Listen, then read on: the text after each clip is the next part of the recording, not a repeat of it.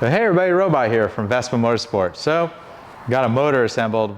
What do you gotta do? You gotta put it in the scooter if you're gonna use it. So let's get right to it. Take your little motor package right here.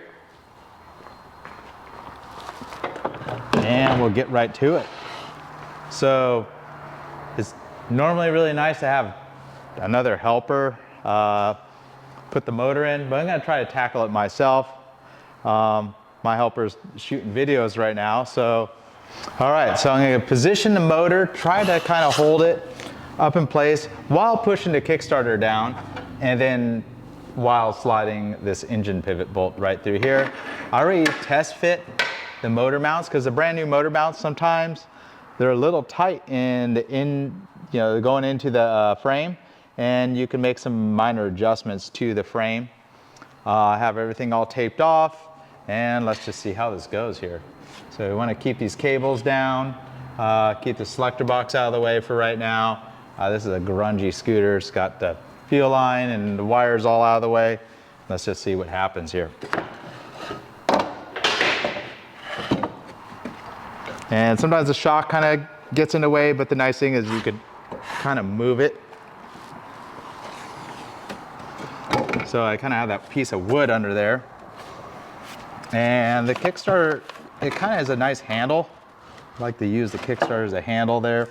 Got the kind of eyeball sighting, the engine bolt. Got to go up a little bit more. And I'll tell you, without the airbox here, makes the job much, much easier. So I'm gonna get a flat blade screwdriver, and the idea here is sometimes you could steer the engine mount around, and there's enough friction where it kind of holds in place. It looks like we're to a point where I can get it installed. Downside is you gotta sometimes shift the Kickstarter down, and I don't have a hammer on me, but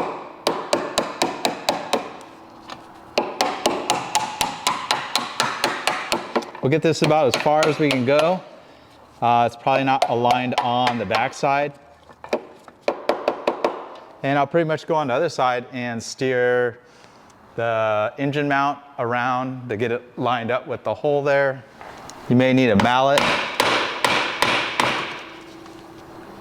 And if it shifts around too much, you just do something like that. I see it's pretty much lined up. This is where it'd be really nice to have a helper, and I'll kind of feel my way around. Almost got it through.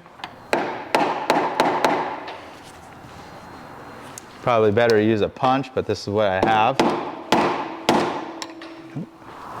There we go. Popped it through. I'm not going to bother putting a nut on it right this moment. And the next step, since we have it on the center stand, the front clamp, we'll go ahead and lift the rear and put the shock bolt right through. We have this kind of thin nut and the big split washer for the engine bolt. Then you have this special 9mm nut and split washer for the back of the shock right here. So typically you'll need a 14mm to tighten that one up. So I got a 14mm for the bolt and a 13mm combination on the nut. Go ahead and tighten it. See the motor still wiggles around a little bit in there. So we'll move on to the other side. And typically I'll put a combination wrench on there just to hold it in place. So the split washer, make sure it's still in good shape. It's a little greasy, but it's fine. This is the original part. So it's still in good shape. I have a combination wrench on the bolt. And we have our 22mm socket.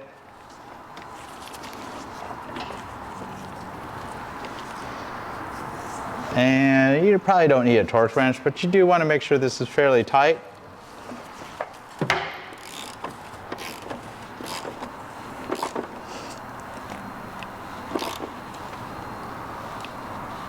There we go. So we got our cable adjusters right here, the larger size for the brake. And I typically always wait until the motor's in the frame, because Murphy's Law is these usually will get banged around on the table or when you're moving the engine, and they'll break off in the case, and they're not ever that enjoyable to remove. So thread them all the way in so they're at their first position. You don't really need to put a, you know, tighten them with a bolt, because we'll probably make some minor adjustments to the lock nut and the adjuster. And this is the time to replace your clutch cable. This clutch cable is in really good shape. There's no filaments that are kind of catching my fingers, so I'll be able to reuse that. Usually the rear brakes cable lasts quite a long time too. As long as there's no fraying, it is possible to reuse the cable. If there's any fraying on it, forget it, just replace it. Sometimes if you're doing a full restoration, all the cables are questionable, especially on an older scooter. This would be a perfect time just to replace all the cables before the motor goes into the frame. So I'm gonna go ahead and fish the clutch cable through the adjuster and then through the arm. I know you can't see it in the camera, but there's a hole in the center of that little adjuster there. And sometimes it's a little difficult to pull the cable through just because there's a little bit of a kink on it from being a used cable. So there we go, got that pulled through. And then same with the rear brake cable through the adjuster. And this is a little stiffer to work with because it's a big cable.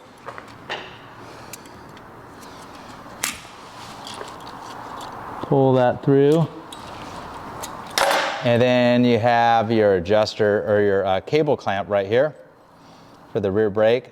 I'm gonna go ahead and find, there's gonna be a hole in the middle of the bolt. Go and fish the end of the cable through that hole. You may need to open up the clamp right there a little bit. It's already got a nice curl to it. So go ahead and push the brake arm, pull the cable through, and push it a little bit more. And tighten that clamp as tight as we can go by hand. Get our 13mm on there. I'm not gonna go all the way. And then we're gonna zoom over to that brake pedal and see how we're doing. So brake drum's still turning. Obviously it's in gear right here, so it's, you know, the selector box, until we get the selector box on, you can be hammering the gears here. That's about right for initial setup. Typically I'd like to power the scooter on. I have the battery disconnected right now, make sure the brake light comes on, but we can always come back and make more adjustments, and then you can push the remains of the cable housing into the case there. So I'd say that's pretty good. Go ahead and tighten it. And you can hook the remaining slack of that cable on that little hook under there. So there we go. So here I got the cable clamp for the clutch. And fortunately this cable's still in nice shape, so we're able to thread this right onto the end of it. We're not necessarily thread on, but so just like threading a needle, we could put the clutch cable clamp in place. So make sure there's, inside that cable clamp is not only just a screw, there's a little pad in there. And that's what prevents the cable from fraying. You're gonna need a 7mm and an 8mm to tighten that up. And if you have the original tools that came with the scooter, that makes it even easier. And typically is what I like to do is kind of make sure that the slack's all pulled out. You can use your needle nose, or better yet, you could use a third hand tool or fourth hand tool, or whatever they call them. But it's definitely possible to do it without. Done on the side of the road without several times. All right, so you got the arm in, kind of pulling the cable. It's light duty enough that I'm able to just do it with my hands instead of have another tool that gets in my way. And at this point, I'll use my 7, just tighten that up a little bit. Now go up and see how the slack feels. There's definitely some slack in there, I can tell. You always have to have some slack. I could take a little bit more out. The lever moves about an inch at the very tip of the ball when I pull it. And go ahead, loosen that up. take a little bit more. See that last little bit of slack? What is that, about 1/8 inch? That's probably pretty ideal. And don't forget, we have the adjuster too, that we could make some final adjustments. So we're pretty good with that. And you can get the 8mm on the outside. And you don't want to over tighten these because they will cut the cable. So something like that, that's pretty good. And you have your adjuster right here. So give it a couple turns. And then I'll go up and feel it on the lever here. So I have, I would say, about 3/4 of an inch of wobble. I want to get that where the ball moves about a 1/2 inch of free play. So we're right about there. I would say that's probably good. And then you can go ahead and tighten the lock nut. And usually, typically with a rebuild of an engine, you can count on going back and adjusting all these cables once again. So now we're going to deal with the selector box. And we never dismantled the whole selector box. Still got a lot of grease, so you got to route it right over top of the Kickstarter. And we'll figure out a solution to keep the cable from melting on the exhaust spigot. I'll probably put some fresh grease on here. The old grease was just fine. Our free play is all pretty good, you know. And right now you can see I have it on 4th gear, so that peg is all the way out. Kind of wipe the gasket surface, make sure it's fairly clean. Nice thing about the original Piaggio gasket kits, or the newer ones, is they have a nice treated gasket. So we'll go ahead and put the gasket on. It's got a little notch that faces towards the front. So go ahead and slide the gasket on there. And it's nice not to have the wheel still on it. So at this point,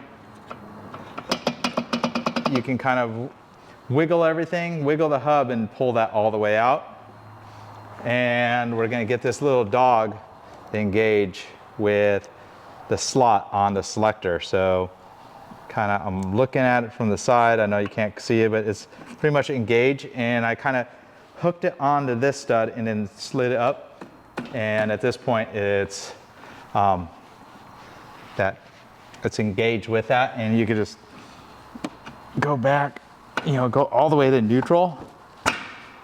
And neutral is going to be the little bump. So right now it's on 3rd gear. That's neutral right there. So the first notch here is 1st gear. Neutral is a little half bump, 2nd, 3rd, 4th. And now it's all installed. I made sure this whole mechanism was tight, because if those mechanisms are a little bit loose, that's where you can have it want to pop out of gear. Put a 7mm flat washer on both of these. No neutral light switch, which is nice. The neutral light switch was kind of an extra afterthought that they did for the North American market. It's like a little extra switch that's on the outside, and that's long gone on this scooter. It's cool if you still have it, I guess, but it's pretty hard to keep it working because they're pretty fragile. So I got the nuts on there, 7mm nuts. I got 11mm socket here, little 1/4 inch drive. And go ahead and spin the hub. Now it's in neutral, so kind of go back and forth. If you want to torque these, you can torque them about 11 foot-pounds. And at this point, it feels really good and smooth, no problems. It's not turning the hub because it's in neutral. Even at this point, if you want to test all the gears, you can shift it through the gears while using the Kickstarter. Completely up to you if you want to do that. As long as all the gears are in right, we're not likely to have an issue. The next thing I like to move on to is going to be the ignition system. So there's a couple pieces of hardware that I have here. I have new stator plate hardware because if you watched the part where I dismantled it, it was pretty tricky. Spark plug's fairly new because I did replace that a couple videos ago when we got the motor running and then determined it had a leak. This is the original bracket. It's not going to be very useful for us on this Malossi motor. We're going to use a PX style bracket for the electric start. It bolts to the back. We're going to use some of the same hardware. This is a newer ignition CDI box. Years ago, I did do a video on this scooter on how to troubleshoot the ignition system on this exact scooter, and maybe 5 years ago. So I went through all the troubleshooting steps on figuring out the stator. The CDI box is referred to as the Ducati CDI box. So we got the new bracket here. The 179504 is the PX style bracket. This is like a repop of it, made out of stainless steel, kind of looks cool. Get a little polished part. And it bolts right back here. So you may want to get new hardware, or you could reuse the old hardware. See how that all works. So you're going to definitely need some washers on the front. And then the back, we'll put a washer up against it, kind of back it up. Do the same here. This one doesn't use the dowels like the original one. Yeah, it looks like this will be the right lengths. Now it suggests also putting some split washers in there. All right, so put the split washer on there, the nut on, or you could use nylock locking nuts. This is definitely not my style. Usually I like using all new hardware, but I'm keeping the budget on this build here. Obviously the biggest expense is this engine case. And this old hardware, the original stuff sometimes still has plenty of life in it, still is good, it's just not the prettiest looking stuff. There we go, so. And on the back of the motor comes with the hardware for bolting the CDI box in place. Split washers and flat washers. I'm going to put that right there. Go ahead and tighten the two fasteners here.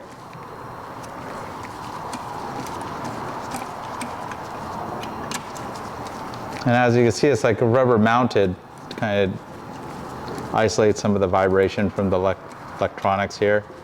Even though this box is completely sealed, just the wiring kind of takes the brunt of it. All right, so we have the stator plate. And the wiring's all in really good shape. I just recently did a video on how to replace all the wiring on a vintage Vespa stator plate. It's pretty common that it's pretty rotted away if it's wiring that's over 10, 15, 20 years old. In many cases, 40, 50 years old on these vintage Vespas. So you kind of got to shove all the wiring up this little hole. The nice thing is these Molosi cases, the passageway for the wiring's a little bit bigger because it's for the PX style, and they had a little bit thicker wiring. Make sure nothing's pinched when you're pulling it through, and you kind of just set it in place. We have brand new hardware. I have wave washers and flat washers. So right here I got a wave washer and a flat washer, and we'll kind of hold the stator in place, make sure the wires aren't pinched. And you got the IT mark, and we're gonna go, if it has an A mark, I had the old mark, I'm gonna go right there, so about 23 degrees. So the more you turn it counterclockwise, the more advance you add to it. The more you turn it clockwise, the less advanced, and probably the minimum is about 16 degrees that you could set these to. There's always some tolerances with the crankshaft. And the keyway and all that stuff. This keyway on the flywheel and the crankshaft are still in really nice shape. If it's blown out, definitely just want to replace those parts. You'll never be able to have a well-timed ignition system. All these screws. This should get us close. I'm going to strobe it later. You know, some of the later stators, it would have an A mark right there. So at this point, tighten all these. I have the Woodruff key a 000267, and I think we have the premium one is dash PA. You just get it in there. It's kind of just barely above the surface. And I have, this is actually a PX flywheel with the ring gear here. Make sure the taper's clean. Sometimes I'll even lap the taper. I'll put a valve grinding compound in there and lap them together just to make sure they have a nice tight fit. This is where you kind of sight it. You sight the keyway, which is the slot in the flywheel, with the thing. And you know, we're having a little problem here. With the electric start, it does want to grind onto the case, so I'll probably grind into the fins. This cylinder is actually an older cylinder, not from the PX, but from the P200E. So that's kind of another little thing that we're going to run into. It is possible to take these ring gears off if you're going to have a kickstart only, but there's a replacement flywheel that does have that.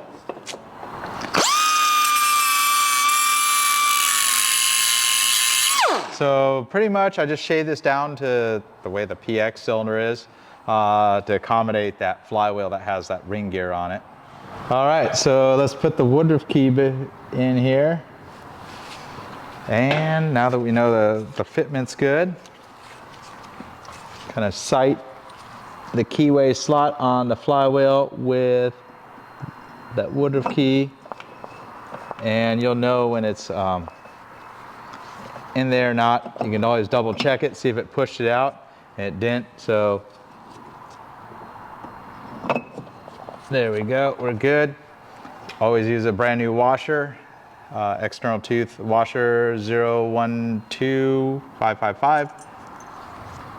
You could put Loctite on. I've never really had an issue, especially if you're using a brand new washer. And I wouldn't recommend impacting this on. The original flywheels had a window, and there was a special tool that would hook onto that. You want to have the flywheel holder. It's pretty easy to damage these fins. I see them broken a lot. It's because people try to use those to hold the flywheel. You need the specialized tool that kind of engages with the fin at the right angle. And the Scooter West part number is tool-FLY-hold. And you pretty much put the screws that would hold the fan cover on. Start with that one. And I do have the CDI box a little bit in the way. This was, I think, originally engineered for an older. Go ahead and tighten the screws on this. It engages with the fin at the right angle here. And go ahead and tighten the flywheel to 45 foot-pounds.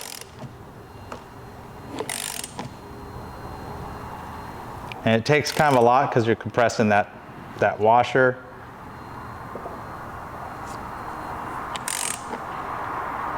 There we go. Get the tool out of here. We're not going to bother putting the fan cover on just yet because we're going to want to time the motor a little bit later. All right, so we got the airbox. I didn't rebuild the oil pump because it was functioning just fine, not really leaking. These grommets still in good shape. I got the brand new gasket. This nice treated gasket. These seem to seal up a little bit better. I'll take my duct tape off. And already have the oil pump gear in there, so we know about that. All right, so the easiest way is this little dowel tends to want to cut the gasket, make it difficult. So your best bet is just put a real fine layer of grease. Obviously you don't want to pack that slot. That's the slot where the oil pump pumps the oil into the engine, the two-stroke motor, but I just want to use grease pretty much to hold this gasket in place on that dowel. So now when I flip it over, no issues there. So I got my fuel line ready to go. Everything's fairly clean. Don't want to have any debris dropping into the engine case. So as you're kind of dropping the airbox in, we're going to feed that fuel line through. And you may need to look under there and get that gear to drop into the oil pump that's up here. So give it a little bit of wiggling around to kind of get it all to line up. There, you kind of feel it drop in, because if it sits on top, the airbox will never seal. So next, there's a screw that goes right down this. Obviously, don't drop it down the carburetor hole. So we'll go ahead and install that screw.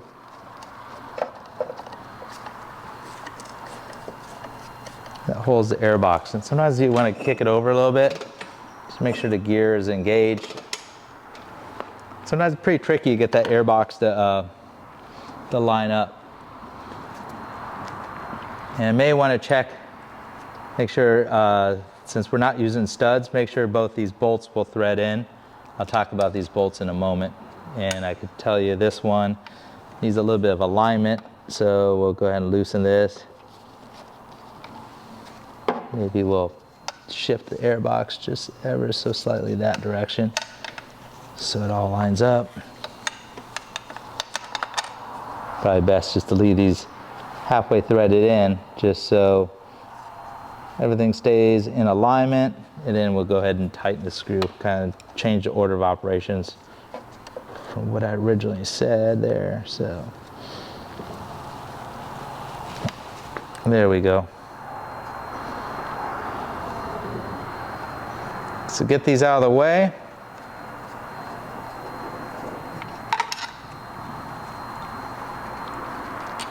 Let me grab the carburetor and the base gasket. So you have two different styles of base gaskets. This is the PX style. Since we're going to use these bolts in place of the studs, because the original Vespa older cases had studs. These are 239, 265. You need a pair of them, but you also use it with this gasket here. It's kind of a different setup. It just kind of sits in there just like that.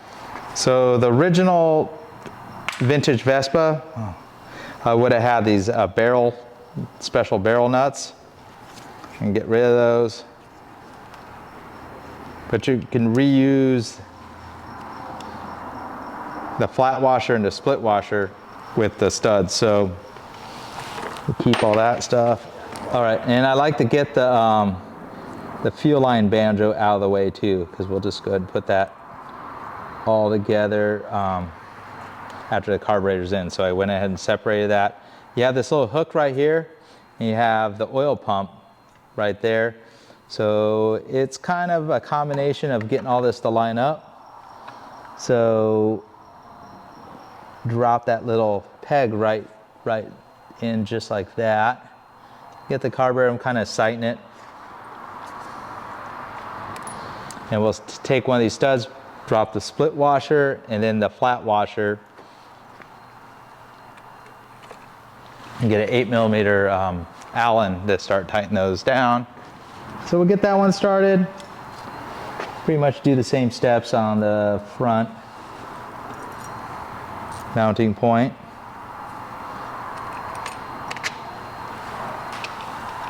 Make sure they are started by hand. It's really easy to damage the threads in the case. This setup works best like a small ratchet. The 8mm ball end Allen, just kind of go between the two.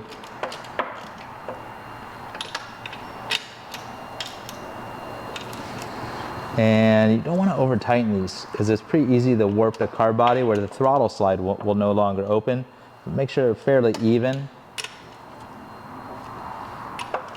And I'm using a small wrench, so I'm not putting a ton of torque on there. Throttle slide is opening just fine. So let's work on the fuel line. So you have the fuel line pulled up through here.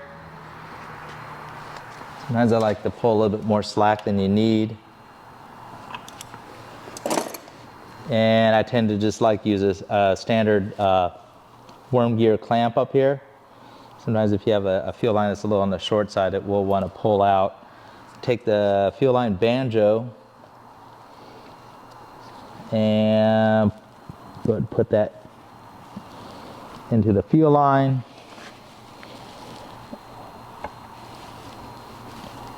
And you can see it's pretty close to wanting to line up. Go ahead and tighten the hose clamp. And before I even hook up the carburetor, a lot of times I'll just run a little fuel through the fuel line just to flush out if any little remnants of dirt or anything. gotten the fuel line, so I'll just turn on briefly, just for a moment, and we'll go ahead and put the inner gasket, which is this larger one, on the carburetor. Kind of pull that up onto it, and then the other small gasket's already on the screw. And you can either get a 10mm on there or just tighten it with a flat screwdriver. And you typically want to tighten this pretty tight with a screwdriver. Don't want that coming loose from the vibration. I knew everything was running fine before, so I don't have any reason for any adjustment. So we got your throttle cable right here. So whenever I pull the throttle, it pulls that cable in. Go and feed it through the adjuster on the airbox. That's that lower mounting point. And then I'll just use my finger to kind of push this little arm and get it where the little cable barrel will just drop right into that slot right there. At this point, test it out. It's opening all the way up. That's good. Next, we have a choke cable, and that goes in an upper. There's not an adjuster for it, but it goes in the upper position. The easiest way is to get a flat blade screwdriver in there. I think I showed that when I had the carburetor partly dismantled recently. And you may want to get a little needle nose in there. Make sure the choke operates, closes, it opens. And now that all this stuff's out of the way, I typically like to put the air bellows in place.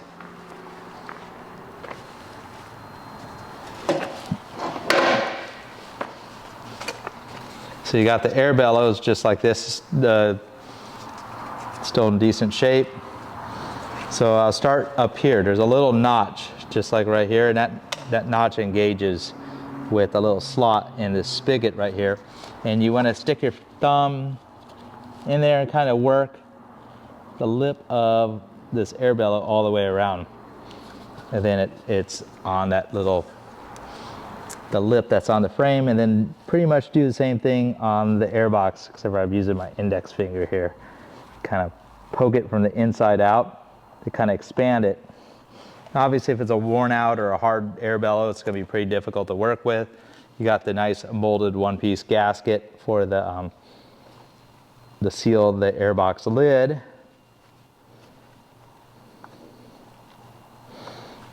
And while we're at it, might as well turn the fuel on, make sure nothing's leaking. Just leave it on for a moment. I'll even look down the carburetor, make sure there's no fuel dripping in there. Looks good. It's not leaking from the lid. It's not leaking from the banjo. Drop the air filter on. We have this screw, the step screw goes in the back, and I'll just start to tighten it down. I have the oil line currently has the other screw in it. So typically with the oil tank, I do have some oil mixed in with the gas, which is pretty crucial on that first start because it takes a little while before you start getting oil in there. I'll usually also introduce a bubble into the oil line right here. I'll put that clamp on there, make sure it stays in place. Might do something a little bit better, but put that screw in there. Another option is to break the banjo bolt or the flare bolt that goes into the oil pump and allow oil to dribble through it. I think that steel line probably already has oil in it, so I'm not too concerned with that. Tighten the pair of screws. Put the airbox lid, both the grommets are all in there.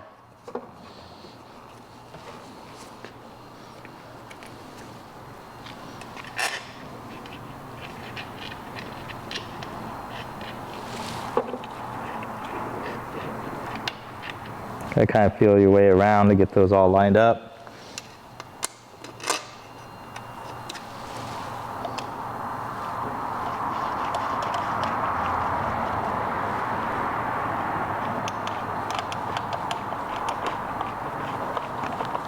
And I'm using kind of a skinny, long, flat blade screwdriver to tighten the airbox lid down. So I got the muffler. Sometimes you gotta splay these out a little bit, make adjustments to them. I got a brand new muffler bolt. It's got nice sharp threads and the special tip on the end that will help it engage. And before you even bolt it to the engine, make sure that it starts threading on its own. And oftentimes, the first way I like to try putting a muffler on is get it up in the position, get the bolt started. I only have the spigot in place. And sometimes the most difficult part is getting the bolt to start. And we're not going to tighten it. We just want to make sure the bolt starts into that captive nut that's built into this muffler. This is a stock style muffler. It's actually a SIP Road. And then I'm going to go to the other side. I'm going to actually pull the header over the spigot and then come back and tighten this. So a lot of times what you could do, you can see the spigot's not quite lined up with the exhaust. You can just muscle it on. So kind of get it started onto the spigot. The bolt's still loose. And be careful hitting the header pipe because it will collapse.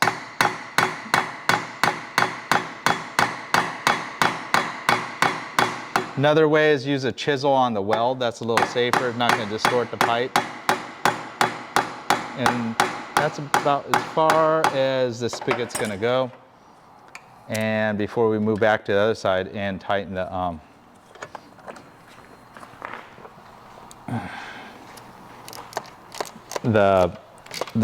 large bolt that holds the muffler with the 17mm combination ratchet.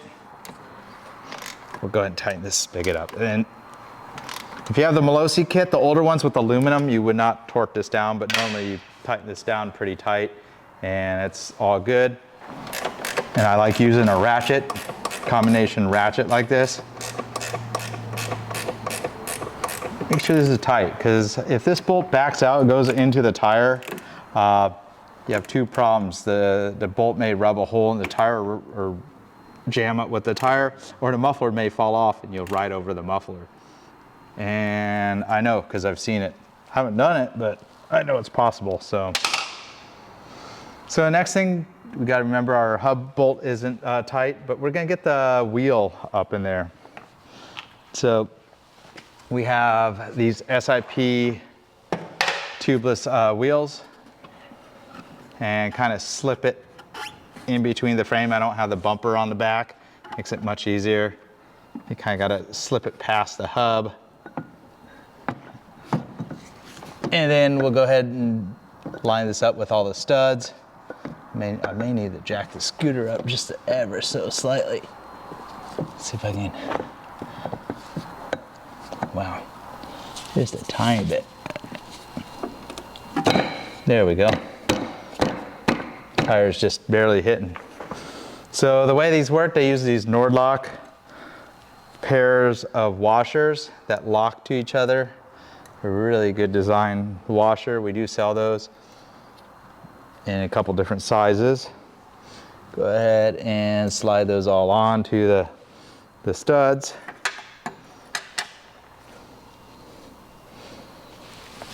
And they use these special captive cap nuts that are specific for these wheels. If it's just a regular steel wheel, the split rims, which is what I usually just rock on my own Vespas, just have the old school ones. You just use regular 8mm nuts, and split washers does the trick. Get a ratchet with a 12mm, but it was the nice short one just to get them all tightened up.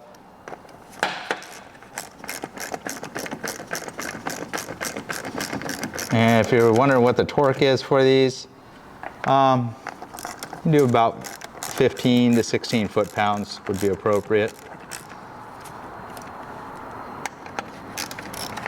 And I'm just getting them seated at this point with a small ratchet.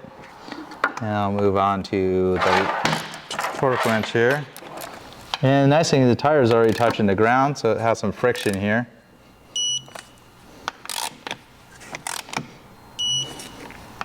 And I'm kind of doing it in a alternating pattern here.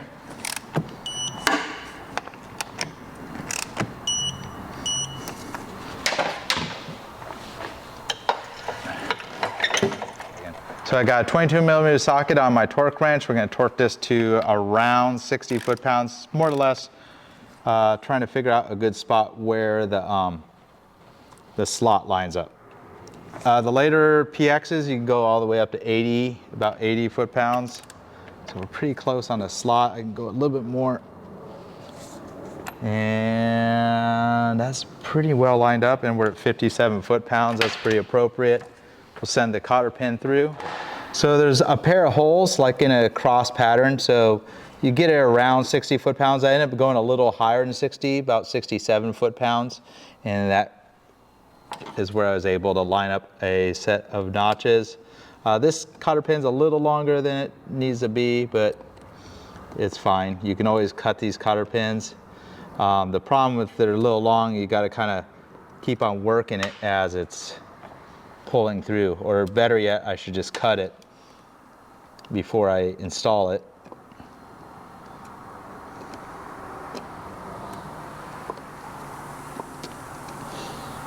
There we go. Nice tidy cotter pin there, so nice and tight. Let me get that J worked out there. Sometimes it's best to work the cotter pin with the diagonal pliers versus needle nose, especially a small set of needle nose are just kind of fragile. And then go ahead and snap that cover right on. So we're all good there.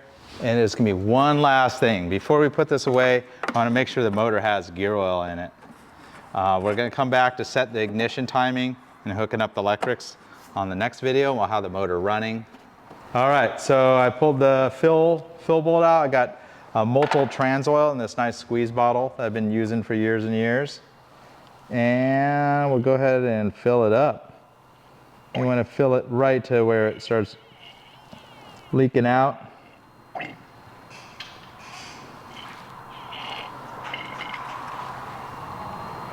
think we're right to the point where it's leaking out. You don't need to have it running out.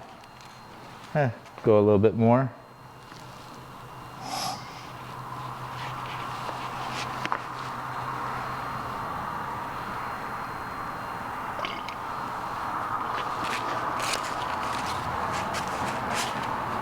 Yep, it's just barely running out, and that's perfect. I'll probably check it one more time once I've run the motor, because everything will get lubricated. I probably could go up a little bit more. And I'm gonna put that drain fill bolt in, but you can see how much it used. That was full before. I think these engine cases actually hold a little bit more gearbox oil than the original Vespa gearbox does. So that pretty much sums it up. Motor's all ready to go. Just need to hook up the ignition, and we'll do some electric work next time and check the timing and have a running Vespa. See you on the next one. Robot here from Scooter West and Vespa Motorsport here in San Diego.